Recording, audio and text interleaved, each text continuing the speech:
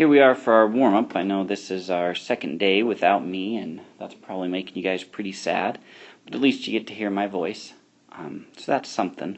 So you should have done this one already. The guest teacher should have given you about 5 to 10 minutes to work on these, then showed this to you. If that is not the case, then you should probably pause the video and then work on them, and then we can do this. So I'm assuming that we're ready to go. So we've got our first, a cubic here. Okay, it says we need to find our A, our H, and our K. It says it's reflected over the y-axis. Okay, remember, if it's reflected over the x-axis, and that was a horrible, oh my goodness, let's back up.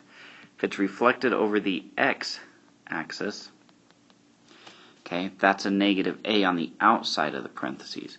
Over the y is a negative on the inside, so we'll still say a negative A out here. Okay, but remember it's on the inside. Now, is it vertically or horizontally stretched? No. So it would be negative 1. Translated to the right 5, so positive 5, and up 3, positive 3. So we make our equation. F of x equals, parentheses, because the negative's on the inside, negative x, and h inside the parentheses is always the opposite, so minus 5 cubed, then plus 3.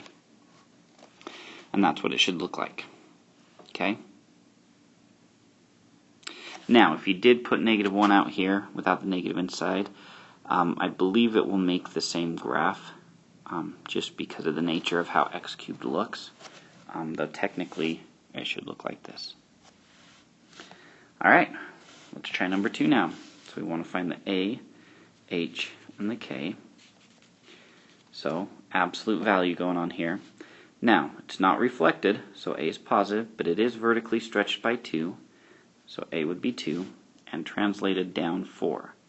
Down would be K, and it would be negative 4. H would be nothing.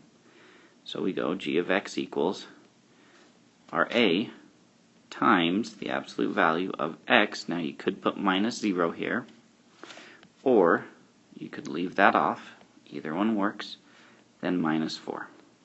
And that's what our new one should look like. Alright, so today you should have some time to practice on doing those inverses. So get that worksheet, get ready to go, and put some hard work into this, and we'll go from there.